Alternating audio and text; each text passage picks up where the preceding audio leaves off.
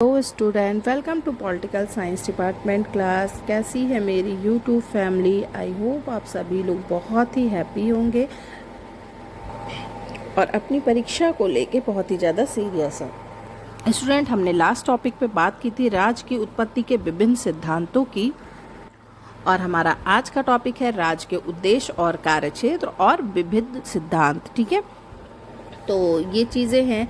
सबसे पहले हमने जब राज्य की उत्पत्ति के बारे में बात की तो ये चीज़ था कि राज्य का उदय कैसे हुआ, इसका विकास कैसे हुआ, किन परिस्थितियों में हुआ। लेकिन उससे भी ज़्यादा ज़रूरी ये है कि हमें ये जानना चाहिए कि राज्य इसका उदय हुआ तो ये मनुष्य के लिए क्यों, हम सभी के लिए क्यों इतना ज़रूरी है, राज्य क्यों आवश्यक है, राज्य का होना क्यों आवश्यक है, इसका अस्तित्व क्यों है, और साथ ही साथ इसके उद्देश्य क्या है, हमारे लिए किस तरीके से उपयुक्त है, या हम इसको किस नज़रिए से देख सकते हैं, या इसके माध्यम से हम किस तरीके से चीज़ों का आकलन कर सकते हैं, मूल्यांकन कर सकते हैं, परिस्थितियों को समझ सकते हैं और इसमें अपनी भागीदारी भी दे सकते हैं। ठीक है, तो राज्य की उत्पत्ति के सिद्धांत के बाद अब हम राज्य के उद्देश्य और उसके कार्य क्षेत्रों पर जरूर नज़र डालेंगे। स्टूडेंट, सबसे पहले हम बात करेंगे कि राज्य के जो हैं, जैसे कि बहुत सारे विद्वान हैं वो राज्य को साध्य मानते हैं। तो अब देखिए, साध्य और साधन, यानी कि हमारा यहाँ पे टॉपिक ये है कि हम सबसे पहले ये देखें कि राज्य है क्या। ठीक है, यानी राज्य साधन है, हम उसके माध्यम से अपने लक्ष्य को प्राप्त करते हैं, या राज्य जो है साध्य है, उससे हम अपने लक्ष्य की प्राप्ति करते हैं। तो हमारा जो पहला टॉपिक होगा वो होगा कि राज्य साधन है या साध्य है। ठीक है, तो बहुत सारे विद्वान जो है वो राज्य को साध्य मानते हैं। प्लेटो, अरस्तु, हीगल, बोसांके, इन विचारकों ने राज्य को मानव जीवन का उच्चतम लक्ष्य और अपने आप को एक साध्य माना। प्लेटो और अरस्तु के अनुसार समाज और राज एक बहुत ही बड़ी नैतिक संस्था है और उसका उद्देश्य व्यक्ति का नैतिक विकास करना है। प्लेटो ने कहा कि राज्य वृक्ष या चट्टानों से उत्पन्न नहीं होते, वो उन व्यक्तियों के चरित्र से उत्पन्न होते हैं जो उनमें निवास करते हैं। तो प्लेटो की ये धारणा जो है वो राज को सद्गुण और अच्छाई में साझेदारी से दिखाती है। अरस्तु भी कहता है कि राज का उद्भव जीवन की आवश्यकताओं के लिए हुआ है, पर वो अच्छे जीवन के लिए विद्यमान है। आदर्शवादियों ने कहा कि राज व्यक्तियों की यथार्थ इच्छा का प्रतीक है, मनुष्य का पूर्ण विकास राज्य के अंतर्गत ही संभव है। तो इस तरीके से आपने देखा कि जो प्लेटो, अरस्तु, हीगल, बोसांके हैं, उन्होंने राज्य को एक साध्य माना। ठीक है, अब जो विचारक राज को स्वयं में साध्य मानते हैं, उन्होंने व्यक्ति की इच्छा को राज की इच्छा के साथ एक रूप बना दिया। इस सिद्धांत का परिणाम क्या हुआ? फासिस्टवाद। ठीक है, तो इस तरीके से फासिस्टवाद मानते हैं कि सब कुछ राज्य के लिए है और राज्य के विरुद्ध कुछ नहीं। समझ में आ गया आपको कि जिन लोगों ने राज्य को साध्य बना दिया उसका परिणाम ये हुआ कि फासिस्टवाद का उदय हुआ, और फासिस्टवादों का कहना है कि सब कुछ राज्य के लिए है, राज्य के विरुद्ध कुछ भी नहीं है। तो कहने का मतलब ये है कि आदर्शवादी, समिष्टवादी और समग्रवादी विचारक जो हैं वो राज्य को एक साध्य के रूप में देखते हैं। अभी हमने बताया कि राज्य एक साधन के रूप में है। अब बात करते हैं कि राज्य एक साधन है। ठीक है, तो राज्य को साधन मानने वाले विचारक राज्य और व्यक्ति के बीच जो है वो अंतर बताते हैं। उनके लिए जो राज्य है वो खुद में साध्य नहीं, बल्कि व्यक्तियों के, मनुष्यों के हितों के लिए, उनके हितों की पूर्ति के लिए एक साधन है। उनका मानना है कि जो संस्थाएं हैं वो मनुष्य के कल्याण और समृद्धि के लिए है, ना कि मानो उन संस्थाओं के लिए है। ठीक है, तो यानी कि कहने का मतलब ये है कि राज्य का एकमात्र उद्देश्य व्यक्ति का कल्याण ना करना है। ये विचारक राज्य को लोक कल्याण का एक साधन मानते हैं। राज्य एक मानव संस्था है जो मनुष्यों के लिए बना है। तो व्यक्तिवादी, अराजकतावादी और बहुलतावादी विचारक राज्य को एक साधन मानते हैं। व्यक्तिवादी लोग राज्य के अस्तित्व को स्वीकार करते हैं लेकिन राज्य को साध्य नहीं मानते। J.S. मिल और हर्बर्ट स्पेंसर राज्य को रखना चाहते हैं। अराजकतावादी ये मानते हैं कि व्यक्ति का कल्याण राज्य की सत्ता की संपत्ति में निहित है और उनके लिए राज्य अनुपयुक्त, अनावश्यक, अवांछनीय और अस्वाभाविक संस्था है। देखिए, अब मैं एक चीज़ बताऊं, जैसे हमने बताया कि राज्य एक साध्य है, तो साध्य के अंतर्गत आपके आदर्शवादी, समिष्टवादी और समग्रवादी विचारक आएंगे। और जब हम बात करते हैं कि राज्य एक साधन है, तो इसके अंदर आपके व्यक्तिवादी, अराजकवादी और बहुलतावादी विचारक जो है राज्य को साधन मानते हैं। तो इस तरीके से आपका जो ये विचार है वो यहाँ पे क्लियर हो रहा है कि साध्य के रूप में आदर्शवादी, समिष्टवादी और समग्रवादी, और आपके साधन के रूप में व्यक्तिवादी, अराजकवादी और बहुलवादी मानते हैं। ठीक है, तो अब हमने दोनों देख लिया कि राज्य एक साध्य है और एक साधन है। इस तरीके से अब हम ये कह सकते हैं कि राज्य एक साधन भी है और साध्य भी है। एक तरीके से वो नागरिकों के हित साधन की एक संस्था तो है ही, और दूसरी तरफ से वो खुद एक साध्य है, क्योंकि राज्य के अस्तित्व पर ही हम लोगों की सुख सुविधाएं, व्यक्तियों की सुख सुविधाएं निर्भर करती हैं। ठीक है, तो ब्लंट सली ने इस विषय पर कहा है कि दोहरे स्वरूप की विवेचना चित्र और चित्रकार की उपमा देते हुए करते हैं कि एक चित्र किसी चित्रकार के जीविकोपार्जन का साधन होता है, साथ ही उसकी सच्चाई कलाकृति कलाकार के उच्चतर सुख का लक्ष्य भी होता है। इस तरीके से उनकी वो कला खुद एक साध्य बन जाती है। और लास्की ने भी इसी के विषय में कहा है कि राज्य एक साधन है, वो साध्य नहीं हो सकता। उनके मन में राज्य की सत्ता का औचित्य इस बात पर निर्भर है कि वो अपने नागरिकों के लिए क्या करता है और उसने अब तक क्या किया है। अब हम राज्य के उद्देश्य की बात करते हैं। ठीक है, तो जैसे कि राज्य को मानव कल्याण का एक साधन मानने के बाद उसके उद्देश्य को समझना चाहिए। तो शुरुआत करते हैं प्राचीन यूनानी चिंतक। हमने पहले भी आपको बताया कि जो राजनीति विज्ञान का जन्म हुआ वो कहाँ हुआ था? यूनान में हुआ था, और इसका विकास कहाँ हुआ था? यूरोप में हुआ था।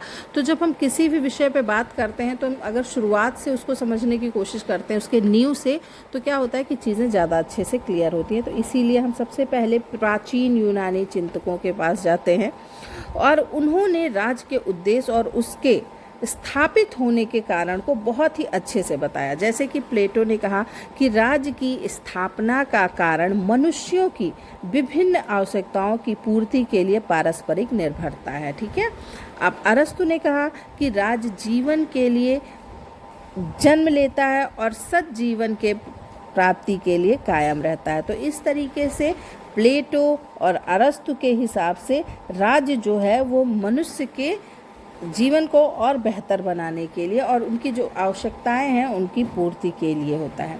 इसी तरीके से जॉन लॉक ने कहा कि शासन का उद्देश्य लोक कल्याण है। एडम स्मिथ ने कहा कि राज्य के 3 उद्देश्य हैं: विदेशी आक्रमण से रक्षा, उत्पीड़न से रक्षा और सार्वजनिक संस्थाएं स्थापित करना। वर्जिस ने कहा कि राज्य, ये सभी एक एक आपके क्वेश्चन है। अभी आपका एक क्वेश्चन पूछ लिया जाए कि एडम स्मिथ के अनुसार राज्य के कितने उद्देश्य हैं, तो आपको पता होना चाहिए कि 3 उद्देश्य हैं। या अभी एक क्वेश्चन आ जाए एडम स्मिथ के अनुसार राज्य के 3 उद्देश्य कौन है, और 4 ऑप्शन दे जिसमें से एक ना हो, तो ये भी आपको पता होना चाहिए। जैसे अभी आपका क्वेश्चन पूछ ले कि जॉन लॉक के अनुसार शासन का उद्देश्य क्या है, तो आपको पता होना चाहिए कि लोक कल्याण। तो ये जितना भी हम एक एक लाइन बता रहे हैं वो आपके लिए क्वेश्चन का ही काम करेगा। ठीक है, वर्जिस के अनुसार भी राज्य के 3 उद्देश्य हैं: सरकार स्थापित करना, राष्ट्रीयता का समर्थन और मानवता को प्रोत्साहन देना।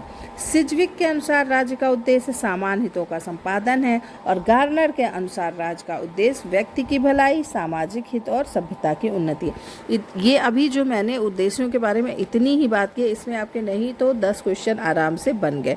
ठीक, जैसे प्लेटो की परिभाषा भी आपकी पूछी जा सकती है, अरस्तु की भी पूछी जा सकती है, गार्नर के अनुसार राज्य के उद्देश्य पूछा जा सकता है। और इसमें आपके 4 ऑप्शन होते हैं, 3 ऑप्शन दे दिया, एक हो गया उपरोक्त में से सभी या उपरोक्त में से कोई नहीं, या फिर कुछ और दे सकता है। तो इस तरीके से इन सभी चीज़ों को आप जब पढ़िए इस थ्योरी को, तो क्वेश्चन अपने आप माइंड में लाते रहिए। चलिए ठीक है, एडमंड बर्क ने राज्य के व्यवहारिक और यथार्थवादी उद्देश्य बताए। उनका कहना था कि राज्य का उद्देश्य हमारे जीवन की आवश्यकताओं की पूर्ति करना है, हमारे अधिकारों का संरक्षण करना नहीं। बेंथम ने कहा कि राज्य का ध्येय अधिकतम व्यक्तियों का अधिकतम सुख है। ये क्वेश्चन तो मैक्सिमम आपका पूछा जाता है कि अधिकतम जो है बेंथम का जो था कि अधिकतम व्यक्तियों का अधिकतम सुख है, तो ये क्वेश्चन आपका बार बार आता है। स्पेंसर ने कहा कि राज्य का ध्येय व्यक्ति की अधिकतम स्वतंत्रता का संरक्षण करना है। लॉस्की ने कहा कि राज्य का ध्येय समाज के हित की अधिकतम मात्रा में पूर्ति करने में व्यक्ति की सहायता करना है। तो स्टूडेंट, और भारत के जो पुराने दार्शनिक थे उनका कहना था कि धर्म का बिल्कुल अंत ना हो जाए, इस उद्देश्य से ईश्वर राज्य की स्थापना करता है। तो ये सारे क्वेश्चन आप अच्छे से तैयार कर सकते हैं। अब चलिए, राज्य के कुछ उद्देश्य हैं जो आप हर तरीके से उसको सही कह सकते हैं या हर तरीके से वो सही है, जैसे कि सार्वजनिक सुख। तो बेंथम कहते हैं कि राज्य का उद्देश्य अधिक से अधिक लोगों से अधिक सुख की वृद्धि करना है।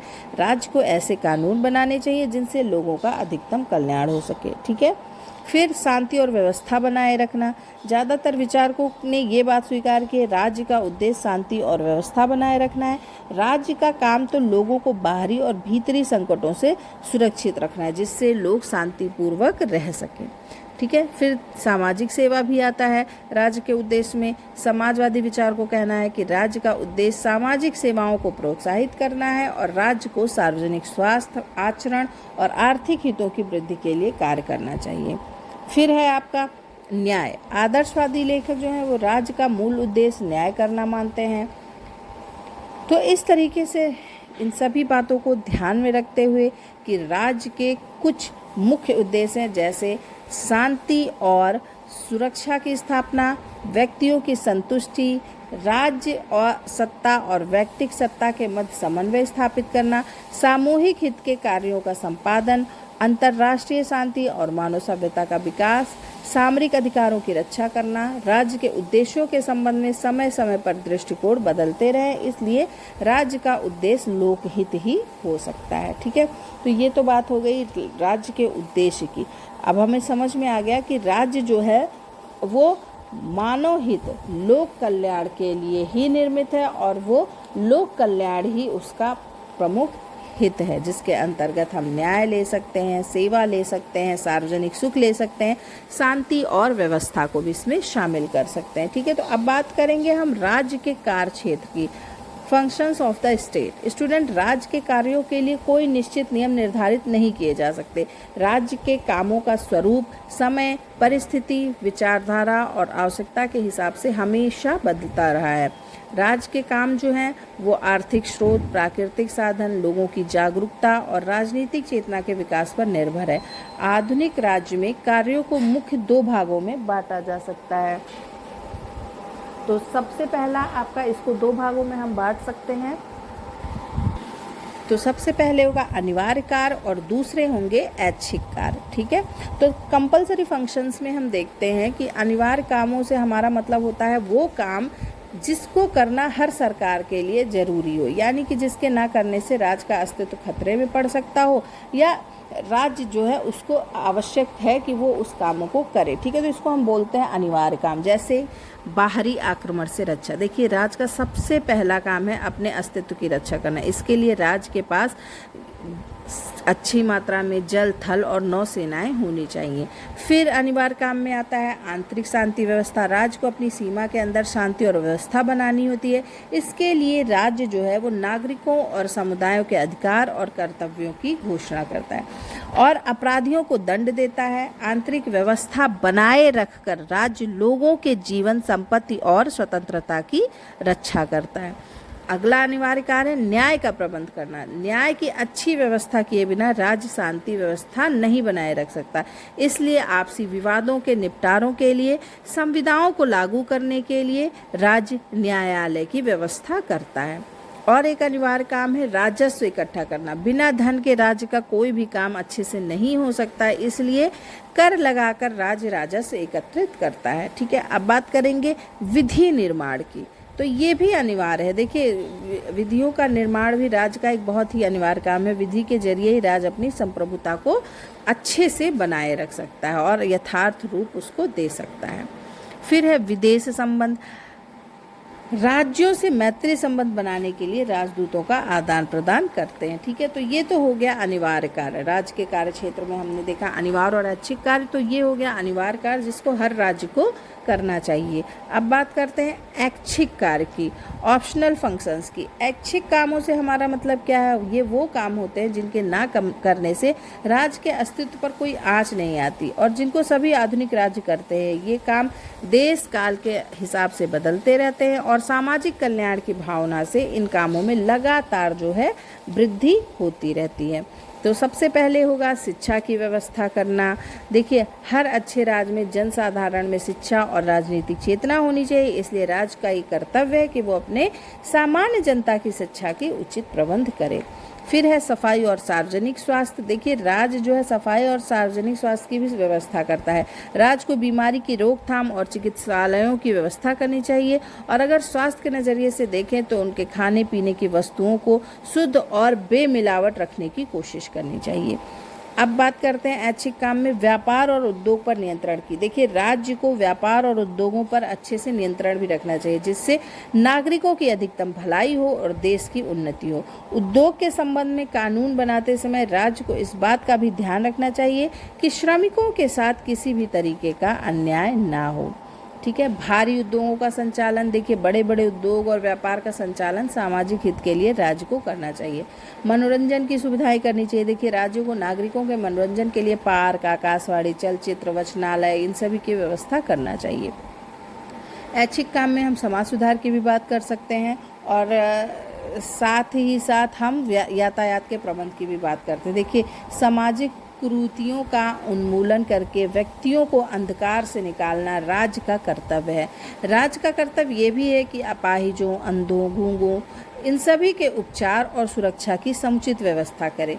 साथ ही साथ यातायात के साधनों की व्यवस्था करना भी राज्य का कर्तव्य है। सड़क, रेल, वायु, जल, इन सभी साधनों का प्रयोग राज्य को करना चाहिए। आवागमन के सुलभ साधनों के जरिए ही सभ्यता और संस्कृति का विकास होता है। तो अब इस तरीके से हमने देखा कि बहुत आसानी से समझ में आ गया कि राज्य साधन है या साध्य है, राज्य के उद्देश्य क्या है, और राज्य के उद्देश्यों के बाद हमने राज्य के कार्य क्षेत्रों पर नज़र डाली जिसमें हमने अनिवार्य कार्य और ऐच्छिक कार्यों के माध्यम से राज्य के कुछ कार्यों की विवेचना की। ठीक है, तो अब आता है राज्य के कार्य संबंधी सिद्धांत। स्टूडेंट, लास्की ने कहा कि राजनीतिक सिद्धांत की सभी समस्याओं में राज्य के कार्य क्षेत्र के निर्धारण की समस्या सबसे ज्यादा कठिन है। अब मैकाइवर और पेज ने कहा कि राज्य के कामों को लेकर निरंतर मतभेद बना रहता है। ये दलीय संघर्ष के मामले हैं, एक राज्य से दूसरे राज्य में, एक युग से दूसरे युग में, यहाँ तक कि एक वर्ष से दूसरे वर्ष में इनमें भिन्नता पाई जाती रही है। तो राज्य के द्वारा कौन से काम किए जाने चाहिए, इस पर जो अलग अलग दार्शनिक हैं, अलग अलग विचारक हैं, उनमें बहुत मतभेद रहा। तो इस संबंध में व्यक्तिवादी और समाजवादी विचारधाराएं होती हैं। अब इस विचारधारा को, इस सिद्धांत को समझने का मतलब ये है कि राज्य जो है कार्य करे तो वो किस विचारधारा के आधार पर है, किस सिद्धांतों के आधार पर करे जिससे व्यक्तियों का कल्याण हो सके। तो राज्य के कार्य संबंधी सिद्धांत में सबसे पहले हम व्यक्तिवाद की बात करेंगे। तो व्यक्तिवाद सिद्धांत को फ्रेंच भाषा में लैसेज फेयर भी कहा जाता है, जिसका अंग्रेजी में शाब्दिक अर्थ होता है व्यक्ति को अकेला छोड़ दिया जाए, लीव द इंडिविजुअल अलोन, और सरकार उनके कार्यों में कम से कम हस्तक्षेप करे। ठीक है, इसके तहत ये व्यक्ति के ऊपर निर्भर करता है कि वो चाहे जो भी करे, सरकार या राज्य को व्यक्ति के कार्य में उसी समय हस्तक्षेप करना चाहिए जब एक व्यक्ति या कार्य दूसरे व्यक्ति की स्वतंत्रता में अनुचित तरीके से हस्तक्षेप करे। राज्य वास्तव में एक आवश्यक बुराई है जो मनुष्य मात्र के लिए आवश्यक है। जो व्यक्तिवादी विचारधारा है उसका केंद्र बिंदु कौन है? व्यक्ति है। इस सिद्धांत का वैकल्पिक नाम लैसे फेयर है और इसका उद्देश्य राज्य के कार्य क्षेत्र का निश्चय करना है। ठीक है, तो इस तरीके से ये सिद्धांत व्यक्ति, समाज और राज्य के संबंध में व्यक्ति को अपेक्षाकृत अधिक महत्व देता है। इस सिद्धांत का मूल मंत्र ये है कि व्यक्ति राज के लिए नहीं बल्कि राज व्यक्ति के लिए है। राज और अन्य संस्थाओं का लक्ष्य व्यक्ति की उन्नति करना है, ना कि व्यक्ति का लक्ष्य राज की सेवा करना। तो यहाँ पे ये चीज़ क्लियर हो गई है कि व्यक्तिवाद पूरी तरीके से व्यक्तियों के कल्याण की बात करता है और राज्य को उसमें सहायता करनी चाहिए। राज्य को चाहिए कि वो व्यक्ति को अधिक स्वतंत्रता प्रदान करे और उसके कार्यों में कम से कम हस्तक्षेप करे। ठीक है, तो हम इस विचारधारा के माध्यम से राज्य के कार्यों का वर्णन करें कि राज्य को ऐसा करना चाहिए। व्यक्तिवाद का विकास कैसे हुआ ये भी देख लीजिए। सामाजिक और राजनीतिक दर्शन के रूप में व्यक्तिवाद 19वीं शताब्दी की देन है। इस रूप में सबसे पहले बेंथम और जेम्स मिल के जरिए इसका प्रवर्तन हुआ और इसकी पूर्ण अभिव्यक्ति लगभग 19वीं शताब्दी के बीच में जॉन स्टुअर्ट मिल और हर्बर्ट स्पेंसर की रचनाओं में देखी जा सकती है। तो ये आपका 3-4 क्वेश्चन इसी लाइन में तैयार हुआ। 19वीं शताब्दी में इसका प्रादुर्भाव हुआ और बेंथम और जेम्स मिल के द्वारा इसका प्रवर्तन हुआ और इसकी पूर्ण अभिव्यक्ति 19वीं शताब्दी के बीच में जॉन स्टुअर्ट मिल और हर्बर्ट स्पेंसर की रचनाओं में हम देख सकते हैं। अब व्यक्तिवादी जो विचारधारा है वो राज्य के कार्यों का वर्णन कैसे करती है। व्यक्तिवादी विचारधारा राज्य के कार्यों के विषय में बताती है कि विदेशी आक्रमणों से राज्य और व्यक्तियों की रक्षा हो, व्यक्ति की व्यक्ति से रक्षा हो, जैसे शारीरिक हानि, चोट, आक्रमण, हत्या, अवमान, व्यक्ति नियंत्रण में अवरोध। ठीक है, व्यक्तिवादी कार्य में ये भी बताते हैं कि राज्य अपने कार्यों में संपत्ति की रक्षा करे, जैसे चोरी, डकैती या अन्य किसी भी प्रकार से संपत्ति की हानि से रक्षा करे। व्यक्तिवादियों के अनुसार राज्य के काम ये भी है कि व्यक्तियों के झूठे अनुबंधों से रक्षा और ठीक अनुबंधों को तोड़ने वालों से रक्षा करे, कमजोरों की रक्षा करे और अवरोधक बुराइयों से व्यक्तियों की रक्षा, जैसे प्लेग, मलेरिया, ऐसी बहुत सारी बीमारियां, महामारियां होती हैं जिनसे राज्य को लड़ना चाहिए, राज्य को इसमें रक्षा करनी चाहिए। बहुत से व्यक्तिवादी सरकार के अंतिम 2 कार्यों को नहीं मानते, जैसे कि अंतिम 2 काम हो गए कमजोरों की रक्षा और अवरोधक बुराइयों से व्यक्तियों की रक्षा। अब बात करते हैं कि व्यक्तिवाद के कुछ मूल सिद्धांत हैं। आई होप आपको समझ में आ गया होगा कि हम इस समय राज्य के कार्य क्षेत्र और राज्य के कार्यों को किन सिद्धांतों के माध्यम से समझने की कोशिश कर रहे हैं। व्यक्तिवाद क्या चाहता है कि व्यक्तिवाद एक विचारधारा है और वो चाहता है कि राज्य इस प्रकार से कार्य करे। ठीक है, तो ये चीज़ समझ में आ गई। अब हम राज्य के कुछ मूल सिद्धांत हैं, जैसे कि राज्य एक आवश्यक बुराई है। व्यक्तिवादियों के अनुसार राज्य सत्ता और शक्ति का प्रतीक है। राज्य अयोग और अत्याचार करने वाली संस्था है। राज्य उच्च नैतिक शिक्षा नहीं है बल्कि व्यक्ति की सेवा करने वाली संस्था है। ठीक है, तो व्यक्तियों के लिए ऐसे घटिया राज्य की कोई आवश्यकता नहीं है, क्योंकि व्यक्ति के जीवन और स्वतंत्रता में हस्तक्षेप करता है। लेकिन वर्तमान अवस्था में व्यक्ति अपूर्ण है, व्यक्तियों में भी स्वार्थ के कारण संघर्ष होते हैं, इसलिए राज्य जरूरी है। राज्य व्यक्तियों के स्वार्थों और संघर्षों में एकता और सामंजस्य बनाए रखता है, इसलिए कार्य व्यक्ति नहीं कर सकता, इसलिए उनका संपादन राज्य ही करेगा, जैसे सुरक्षा, शांति और व्यवस्था बनाए रखना, न्याय की स्थापना करना, ऐसे बहुत सारे काम हैं। इस तरीके से व्यक्तिवादियों के अनुसार राज्य बुरा है और हिंसा का प्रतीक है, फिर भी आवश्यक है। उनके अनुसार राज्य आवश्यक होते हुए भी एक दुर्गुण ही है।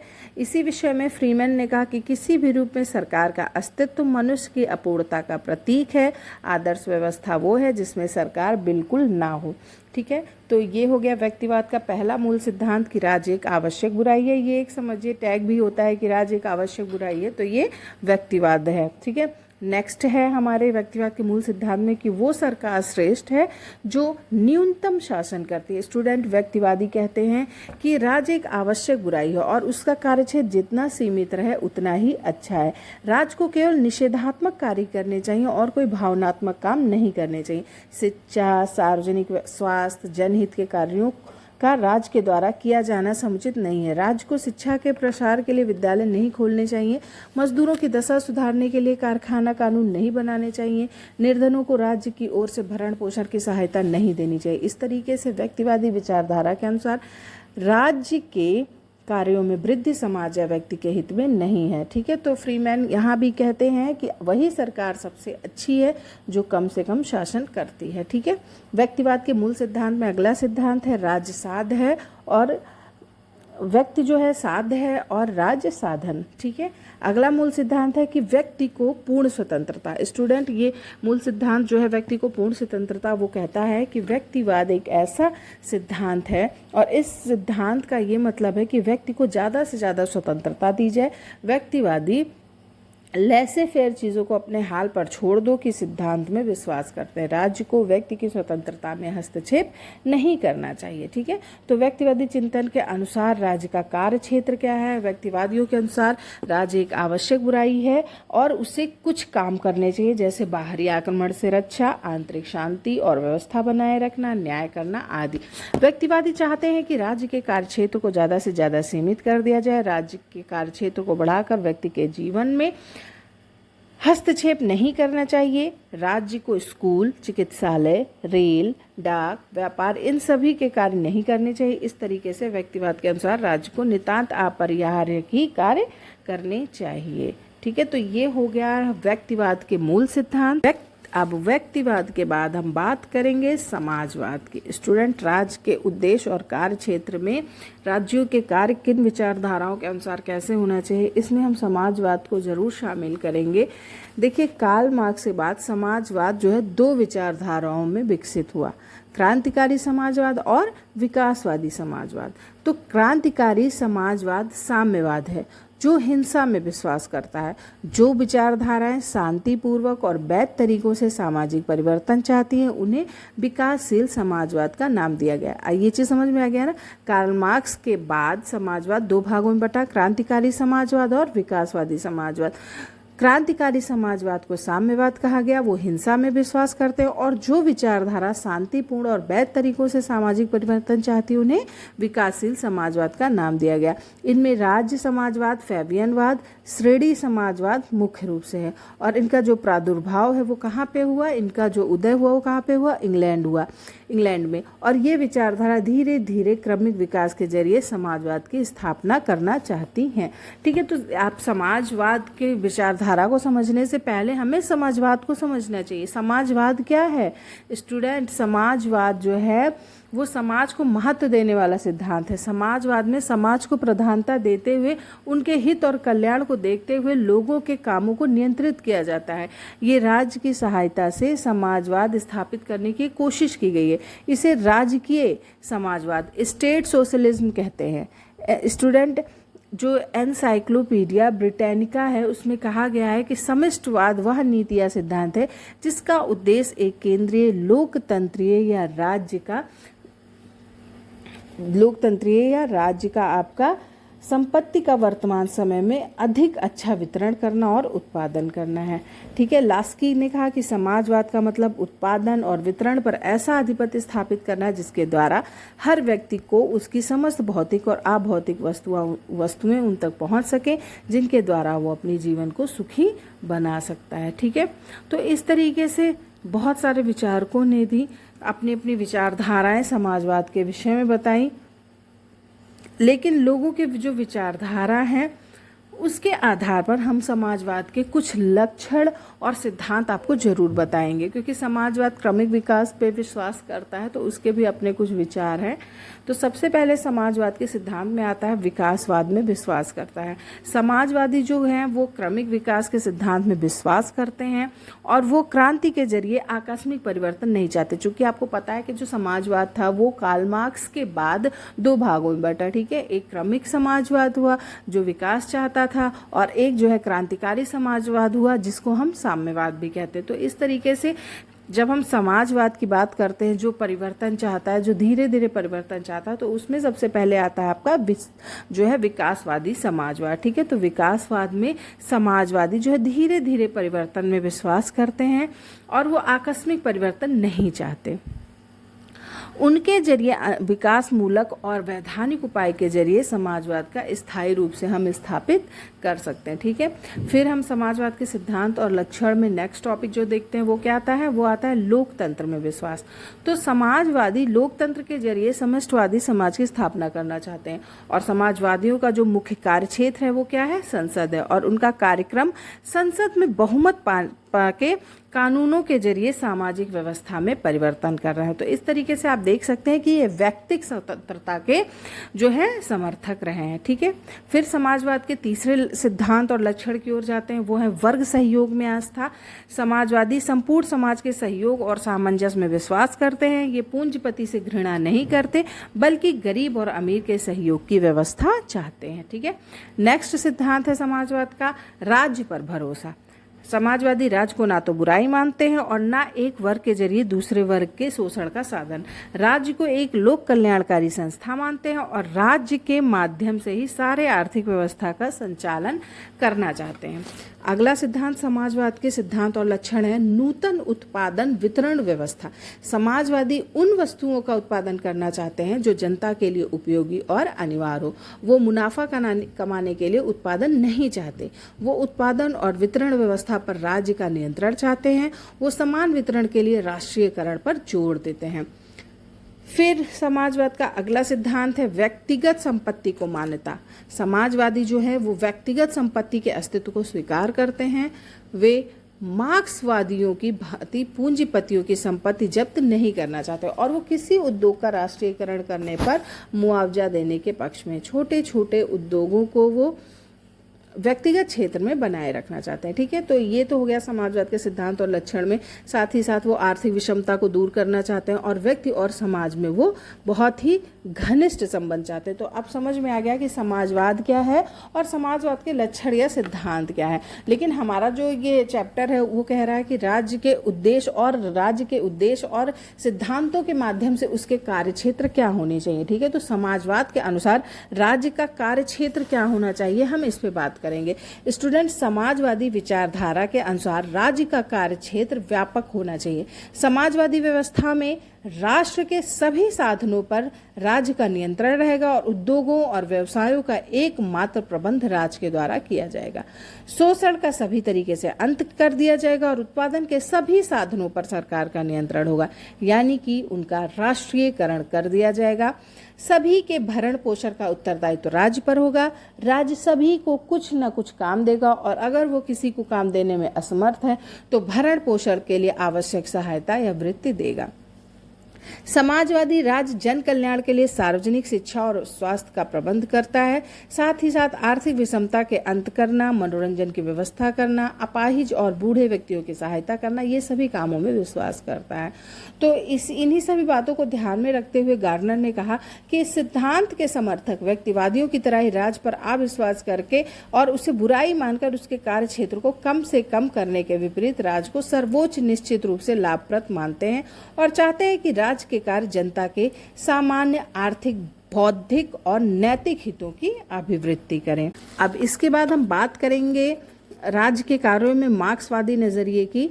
स्टूडेंट, मार्क्स के अनुसार राज्य की प्रकृति जैसी भी है, इसका उद्देश्य निजी संपत्ति की रक्षा करना और इसका कार्य धनी वर्ग द्वारा निर्धनों का दमन करवाना होता है। राज्य का प्रकार चाहे लोकतंत्र हो या गणतंत्र हो या राजतंत्र हो, ये एक वर्ग के द्वारा दूसरे वर्ग के दमन का साधन होता है। ये केवल शासक वर्ग के हितों की रक्षा करता है। ये विरोधी वर्गों में सामंजस्य उत्पन्न करने में असमर्थ रहता है और साथ ही साथ इस दृष्टिकोण से राज्य का केवल एक ही काम यानी कि राजनीतिक या दमनकारी है। ठीक है, तो इस तरीके से जो हमारा मार्क्सवादी दृष्टिकोण है वो चाहता है कि राज्य जो है लोगों की निजी संपत्ति की रक्षा करे और इसका काम जो है धनी वर्ग द्वारा निर्धनों का दमन करवाना होता है। स्टूडेंट, इन्होंने मार्क्स के अनुसार ये अवस्था शोषकों के विरोध को कुचलने और पूंजीपतियों के दमन के लिए